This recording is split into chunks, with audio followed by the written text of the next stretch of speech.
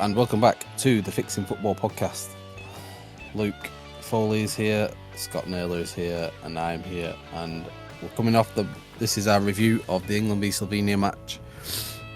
And again, so really, we're through as winners of whatever group we're in, D, C. And it's pretty uninspiring still. Luke Foley, I need you to tell me what's going on here. I think let's start on positive.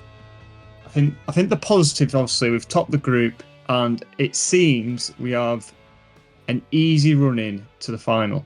Potentially, we're going to avoid all the big hitters. So I think that's the positive out of the way. So let's. I think that's the only positive, to be honest. Yeah. It's wasn't a great performance again. And why wasn't it great if it got the job done? But if you look at it in that way, then the job's done, and then I suppose we've achieved what we set out to, top the group, potentially getting the easy run. So, but I'm only playing devil's advocate here because it was a terrible performance in my opinion. It was so flat, so dead. But as everyone keeps telling us in these post and pre-match interviews, it's tournament football, so it doesn't really matter how you play. It's the end result and what happens. I can sort of agree with that, but it doesn't inspire any hope as to anything else going forward if we have a real test.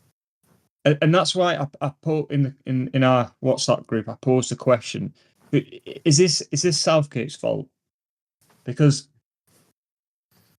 elements, yes, but these are high performing players. Like, it's not like they're come from teams that's struggling. They've teams that have won the league. They've been players at the best in the league. Apparently, I don't know how. It just seems like they're not functioning together. And surely, like, again, being best in class, they can figure it out on the field to perform it better. It's not like it's a new group of players either, is it? It's that the majority of this squad have been together for almost all of Southgate's time. Scott, do you agree with how? The sort of point that me and Luke are trying to make here is that while we've got a job done, it still doesn't exude any hope for anything else going forward. Yeah, you want to be beating teams that you should be beating quite convincingly and laying down a marker. But the thing is, you could batter every team in the groups and then go out in the first round of the knockouts. Like, it's not always an indicator of whoever's going to go on and win. But it's frustrating when you see the quality that we have, and we just continuously struggle game after game to break down weaker opposition. I think Luke makes a great point about. I think while Gareth Southgate gets a lot of this wrong, in my opinion, we allegedly. So I keep reading, and keep getting told that we've got the La Liga Player of the Year, the Premier League Player of the Year, top all-time Bundesliga scorer, whatever you want to call Harry Kane. So why aren't these players able to figure this shit out? Like, I was listening to something interesting that Cesc Fabregas was talking about. I thought he raised a really great point that when Spain won the World Cup, he was playing right wing, and Iniesta was playing left wing, and nobody really played in what you would deem their best position. Yet they figured it out and they got shit done. You're supposed to step up in those games and in those moments and prove how good you're supposed to be. And I think what we're suffering from is a massive overhype of some key players in our team. And I don't think we're as good as we think we are. I think that's more so what it comes down to. But yeah, the perception when you're getting 0-0 to Slovenia, you draw into Denmark, you're 3-pin past Serbia. It doesn't, like I said, it does not inspire confidence. So I agree with you, Martin. It was an absolutely dreadful performance. It was awful to sit through. Luke, who we picking on here? So we can blame Southgate for the selection, but the reality is he's got, like Scott just mentioned, then all these top players. You said the best in class in certain positions, a lot of world class talent. What are you seeing that you're not liking right now?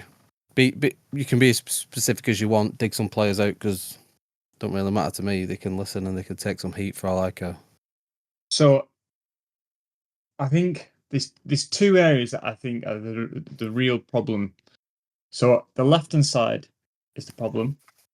I think Trippier is not doing too good in that left back position. And if you notice in the first half, quite a lot was coming down that side, and he was cutting back in and passing inwards instead of going down the line. So, and then the output to Phil Foden, it just seems like he's not comfortably out there, and that leads me to like the second issue I have is that front three, or particular Bellingham, Foden, Saka, and Kane as well. It's just not working.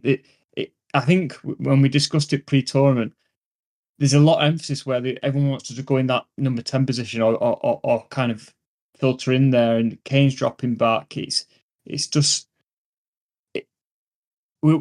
pre-tournament we're saying, look, we've got a great attack here, we're going to score loads of goals, and it's just not working. I think Bellingham needs to come out of that 10 position. I think the last two games it's not worked at all. And if Foden wants to play there, at least try it. Yeah, I mean, you could see what they were trying to do. I mean, are they just playing a little bit poorly? Are they just off? Or is it not working? Is it tactics that is not working here? Or are our players just not clicking together? I'm trying to work it out. It's a lot of players to be off all at once, though, isn't it? Like, yeah. It's like, from my perspective, I totally agree about my thoughts on Bellingham are well documented, and I'm being proved right, in my opinion. I just don't think he's this player that everyone's bigged him up to be. But you saw him multiple times last night, him and Kane just running into each other. One's dropping back, one's trying to get forward. It's like, you're in each other's way. Like, you're supposed to be a world-class player, allegedly. Why aren't you aware of who is around you and where your teammates are and the space that you're occupying? So Bellingham isn't working. Saka has done nothing. Foden has been awful. I think Foden was slightly better last night than he has been, but I think that's because I thought it was quite clear. We were forcing everything down the left to get him on the ball more. I think that was a very conscious tactical decision, but he just didn't have the end product. Rice has been very poor. He just will not pass forward. I thought it was just Twitter hype, and I watched him last night. He was awful. Absolutely awful. I've been telling you about Rice, though, when we was trying to sort of just taking it to Arsenal for a second, was so much better when he's forward and there's Jorginho, and especially when Partey is next to him, because Partey can do what Rice does as a 6. Probably not as good as what he can do as a 6. Declan Rice is an all-round better player, but Partey's balls through gives so much. It takes so much weight off Rice to do it all. Yeah, that you see what he's missing, and he is very backwards and sideways. It's awful. But I mean, what do you want from a 6? Do you want Pirlo to be to be this tough tackling box to box, do everything player? Declan Rice needs to do what he does, and other players next to him. You can't, as much as I liked the idea of Conor Gallagher next to him, he brings nothing other than legs. He can't pass it forward. He can't pass it long. He can't play a little dink ball through. He doesn't get into the box enough. He doesn't spray it around far enough. So, and that's not. I'm not digging out Conor Gallagher.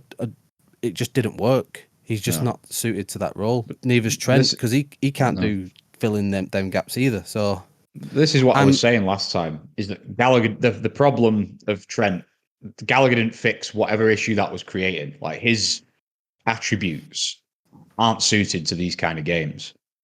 So, yeah, I personally would want Rice. I would say what I said for years about N'Golo Kante is, if you cross the halfway line, I'm going to fine you £10,000 for every step you take over that halfway line. Just stay where you are, break shit up, smash into people, and then give the ball to somebody else. And that's where Bellingham should be, in my opinion, because although not the most creative outlet in the world, is an athletic fucking monster. He can power through people in the centre of the pitch. And if Bellingham's there as an outlet for Rice to just break the play up, give it to Bellingham, off he goes to do his thing, I think that's the best way to get the best out of both of them. But yeah, you're kind of asking Rice to do a bit of everything, and the everything he has some limitations to his game. What he's great at, he's very, very good at. I'm really big fan of Declan Rice, but we've not seen the best of him this tournament. He's been pretty poor. The only people, ironically, has been the centre halves who've been all right. Everyone else has been awful. Well, I want to get onto that in a second, but yeah, while I've had my reservations, even in the preview to this match leading up, about Bellingham being the one next to Rice, but I think, as we've seen with the Trent experiment, and we saw with Gallagher for 45 last night, I think Bellingham is the only natural option now there. You see where he tries to pick the ball up from. In the first 5 minutes, Pickford's screaming at him to fuck off because he's out the edge of the box next to Declan Rice. And then you've got Gallagher and Kane on the halfway line in no man's land. Yeah. Let's talk about players who have performed for a minute, Luke. I know Scott mentioned centre-backs, but I'm going to have to dig someone out in a minute, and we'll get back to digging people out. But who I think Gay's rightly so getting some praise as far as the team is going. I mean, would you agree with that? He's probably our standout performer. Liam sort of had an opinion that he's playing to his level, and because England aren't playing great, he's standing out a little bit. But I actually think he's stepping up here and looking like he's played in that position for a long time.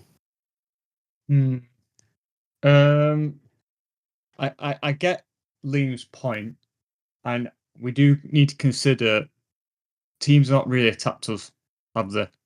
The defence have not really had to do anything, to be honest. This is a good point. I'm going to get onto this in a sec, but go on. So Stones and Gay and even Pickford, they've not been tested. They seem, well, there's been little glimpses like last night. I think there was maybe a through on goal, one of the Slovenian players, and Gay took it out and got a yellow. Yeah, I think he had to do that. But again, they've not really been tested at all. So I think they've just been playing standard game. It's that I think from a player point of view, I think the defense that's where we've stood out. But again, because we've not been tested. Yeah, what I want to do is dig out John Stones a little bit, because I think he looks so unfit, slow. I mean, he gets the ball and he takes like an extra 5 seconds, and it doesn't seem like a lot. And I don't think people are noticing it that much because he's not under pressure. But he's just... you forget how much the centre-backs are part of the build-up play now. And when we have the ball a lot just around the halfway line, he kills the ball for so long. It's really winding me up. And I've noticed it because all this hype is that, well, we've got John Stones. We didn't have Maguire coming, but as long as we've got a fit John Stones, we'll be all right. And Liam actually did say that he doesn't think John Stones a good defender, and I'm just agreeing now, because he's not like he's spraying it around. He's not like he's breaking into midfield and supporting Rice or anything like that we expect from a really fit John Stones. I just think he looks really poor, and we're dead in that position. So, do you not think that's because? Do you not think that's because all last season John Stones really wasn't playing as a centre back? He was like an inverted right back. He was pushing. He was bombing forward. If you remember, he was in the final thirds most. Maybe, but he's not he's not 20 years old. He's been around centre back for a good 10 years now in the Premier League. So we're not talking about let's say a Concert, for example, who's only had maybe 18 months at the top level, playing really well. So him, and also Kyle Walker is really annoying me. Yeah, agreed. I just don't think we don't need him. No. What Kyle Walker is there for is for everything that Trent Alexander-Arnold isn't at right back. Is lightning quick. There's barely anyone quicker. And he's so strong. He can cover. He covers up a lot of mistakes. We ain't making mistakes at the back. So what do we need him for? He doesn't overlap. You see him, he's playing the ball to Saka, and Saka's staying so far out wide, so he's not overlapping or underlapping, however you want to do it. He's just giving the ball to Saka short. Whereas what I'm now seeing is how we can get Trent Alexander-Arnold into this team is feels weird saying his full name. Everyone just calls him Trent. But how we could get Trent into this team is to have someone who can do something at fullback. We've got Trippier, so he's a good footballer, but he ain't a left back. So he's limited in what he can do because Foden's always coming short. Foden's never jumping in behind down the line. So everything Trippier is doing is with back to the line, down the line or inside. There's no ball over Foden. There's no ball into the channel for Kane or Bellingham or anything like that. That never comes from Trippier. But that is what it is when you've not got a left back. But we ain't getting that right back either. So at least get someone in there who can do that. I mean, we saw it when I think we brought. When did we bring Trippier off for Trent? What, about 85th minute? Yeah. Like, I think we need to start with that. I think we need to get Trent in. Would you play a three at the back? No, I'd keep it as a 4.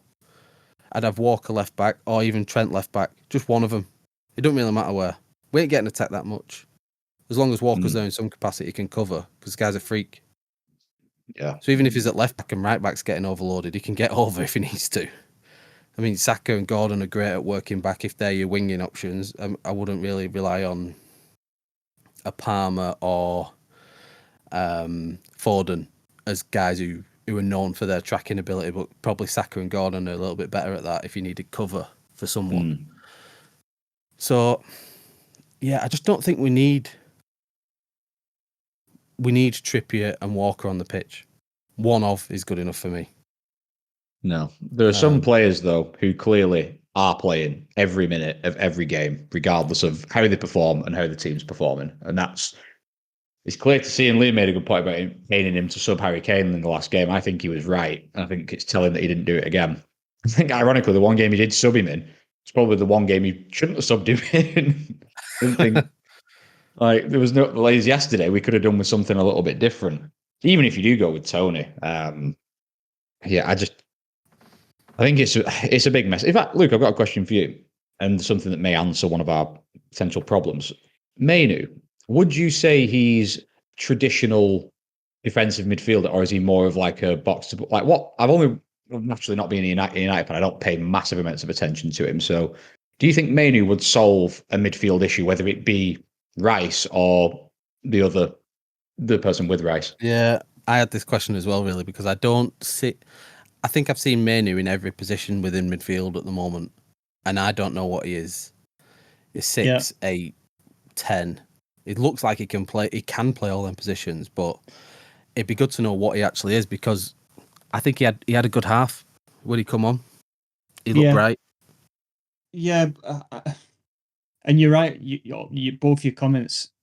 From United stance, he came in as a defensive, and then towards the latter parts of the season, he was playing more up, and he was linking up play and getting involved with attacking. So again, I don't think Kobe's the answer to this question, because when he came on for England, he definitely weren't playing defensive.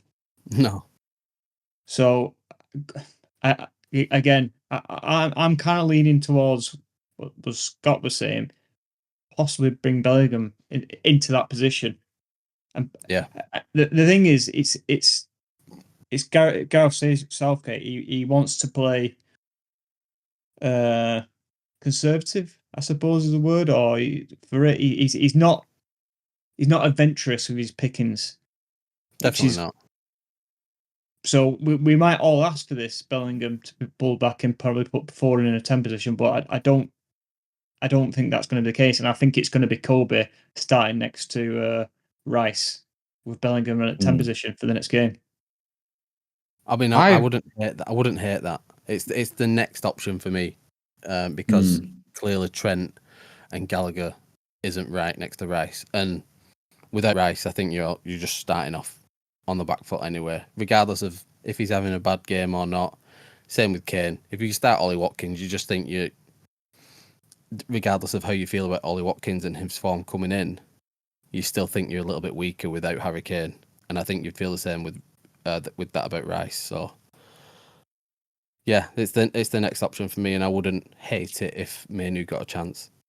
So I've got a question for you both, and it most steers to Scott. So the Saka situation, I think we can agree that the output's not been there. He's not really performing well, and there's a lot of talk to bring Palmer instead of Saka. Now, from a Chelsea point of view, I thought Palmer was more cutting in when he played for Chelsea. He'd come more middle, but then it goes back to the same situation we have for Foden and Bellingham. Is it going to be and Kane? Is it going to be just a case where all four players are going to be all into one position? Yeah, it's an interesting one because Palmer for Chelsea we almost play two right wingers with Palmer. It's a weird one. He's like a 10, but you often see him and Madueke occupying the same area.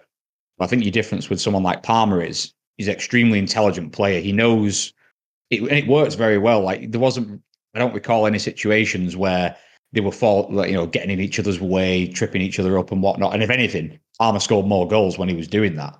And it also unlocked Madueke as well. So I think you have to I think if you're going to shoehorn anyone into this team, I think last night proved that Cole Palmer is the one that you have to try and find a place for. And if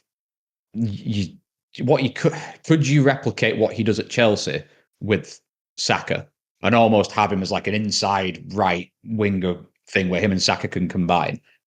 And I think you've got to find a way to get him in the team. And I actually think the only person that you can really sacrifice for if you're going to expect it is Bellingham. I don't really think he deserves to be on the pitch anymore. And I don't really see why he's there. If he can't create and he can't instigate a move and he's not helping defensively, I don't really see why I would sacrifice Bellingham for Cole Palmer, have him play that same role he does for Chelsea. You can keep Foden on the left if you want. In fact, I'd take Foden out and put Gordon in as well because Gordon deserves a shout. And try what Palmer does for Chelsea with, instead of Madueke, you've got Saka, who is, infinitely better than Madueke. So at this point, we've got to do something.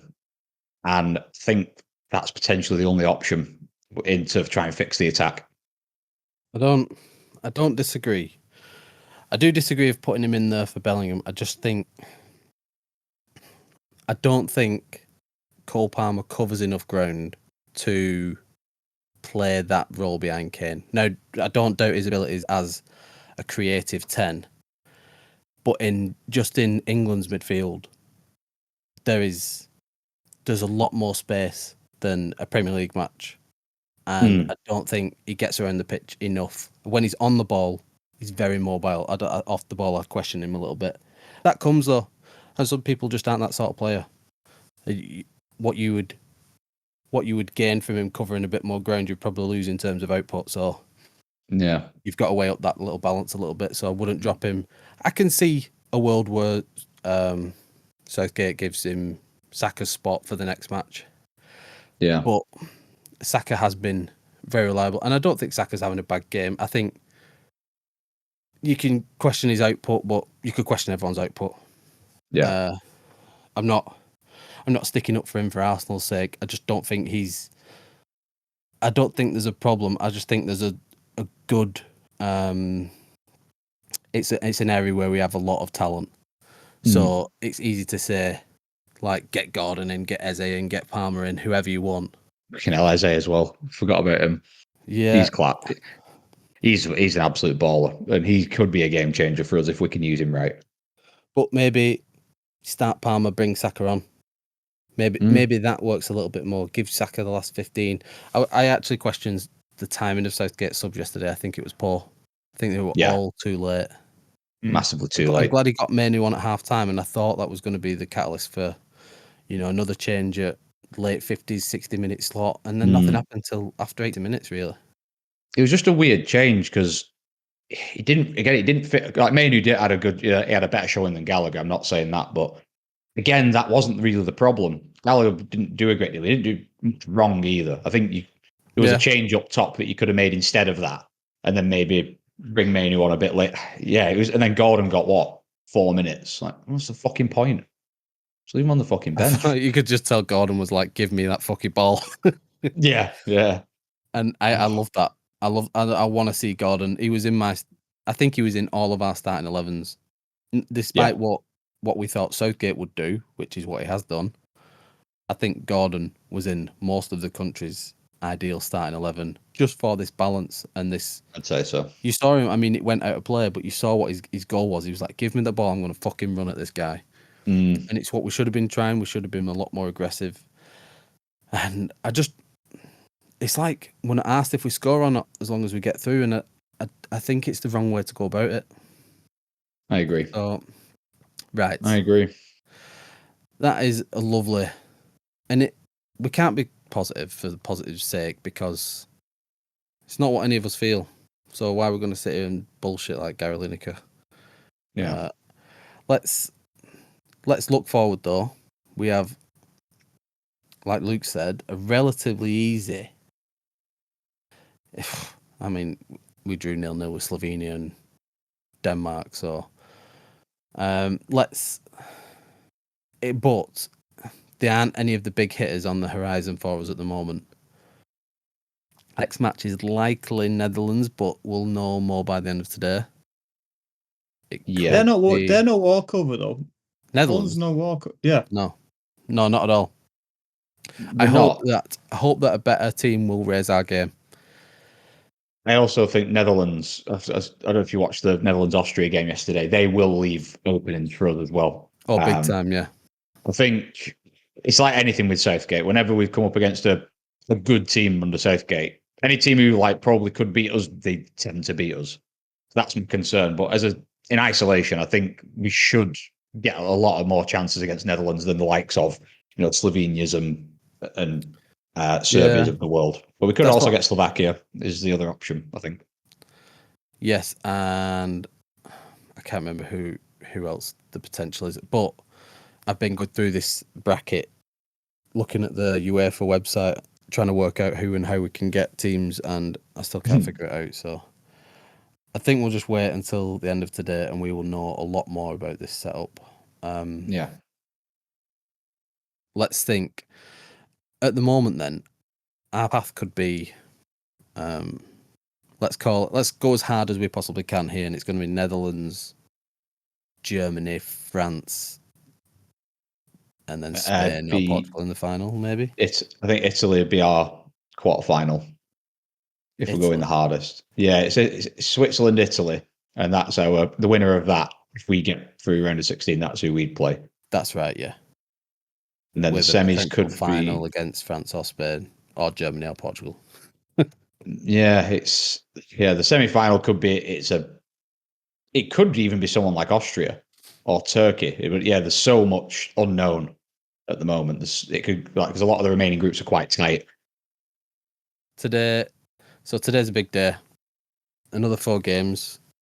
Let's get today wrapped up, and then we will have a clear route, a clear vision of what our remaining games are going to be.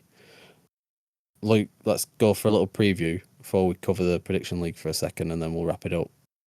How many more games will England have in this tournament? I've got an inkling we'll get to the final again. I had this last night, I was so down. I had this inkling. Only because it's last maybe 3 tournaments we've had this similar situation where we've not been too great in the groups. I remember Kane at one point had not scored. Yeah, I think that was in the Euros, and again it happened in the World Cup. It just seems we slow start and then we kind of limp our way to a final or semi-final. That seems to be what's happened in the last 3 tournaments. Which is, if it gets us there, it gets us there. Yeah. Scott, are you holding out any hope? I am a bit because similar. I think the groups. It's easy to take a group before. I mean, France haven't topped their group. Let's remember that. France came second in theirs, and they've also not been great. But would any of us say France are any less likely to win it than they were when we first started? We'd probably still back them, wouldn't we? Yeah, exactly. Like realistically, I know Spain have impressed a little bit, but as I said, I watched them against Italy, and they were poor. Both teams were poor. But anyway, I do. I think, and it could be a catalyst. A good result if let's say we have come up with a really positive performance against Netherlands. Nice little 2-0, let's say, just hypothetically. it changes the whole perception and the whole mood. And one big performance or one, even if it's just a sweaty 1-0, but we still get through, like a last minute thing, like the nature of how we do get through that game could then be a catalyst. We did it in, I think it was Italia 90, wasn't it? We were poor. We were really poor all through the groups. I think we sweated our way through the group stage in Italia 90. It was a very fluky win against Egypt that got us through, and then we made it fairly far in that tournament as well. So there is hope, and we just need some. We need some of these players to step up. I'm all for being hard on Southgate because he deserves it, in my opinion. But some of these guys are allegedly, so I'm told, some of the best players in the world. Bellingham's up for a Ballon d'Or, for fuck's sake. Like, where is he? What's he doing? Yeah. He looks leggy, doesn't he? I think Bellingham looks really leggy. He looks like he's injured. Yeah, so does Kane, to me. Yeah. I think you forget that we're coming off the back of a 60-odd game season for a lot of these players. Bellingham played a Champions League final 3 weeks ago. So, maybe a little bit longer, but it wasn't that long ago. So, we'll be back before the end of the week because the game will be on Sunday afternoon. I think it's 5 p.m. Sunday. So let's try and get ourselves into the positive mindset. We'll know by the end of tonight who we have got in the next round, and we'll know our path. Luke, big day for you yesterday in the Euros Prediction League. Can I say that was a masterclass from my behalf?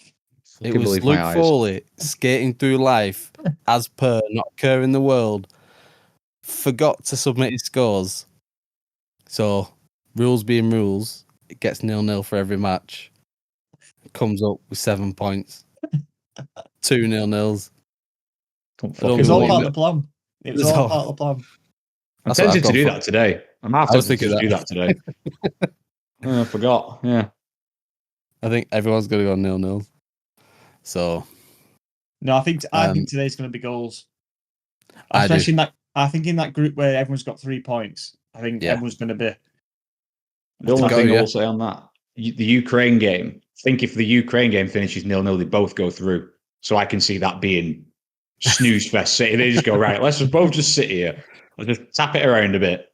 So maybe not that defenders. One. Yeah, maybe not that one. But the Belgium game I can see being quite tasty. So you made a big leap back. You was in a bit of free fall, Luke, for a few days, but that was a big comeback yesterday. You're up to third. A nice Ronaldo hat trick will do me nicely tonight.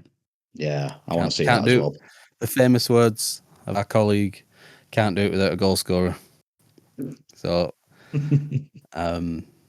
yeah, I lost out by 1 point to Chris last night. So there's a point split between us all at the top. I've never done this well. So I don't know. I don't really know. It's like I'm usually slumming at the bottom. So, right, let's wrap it up. Boys, thanks for joining me. You can catch all the information at www.fixingfootballpodcast.com. Please like and share and subscribe. Get us subscribers! Or, just tell your mate and follow us on Twitter and stuff. But that's cool. Yeah, do that. Luke, Scott, thank you very much. Cheers, guys. See you in a bit. On England.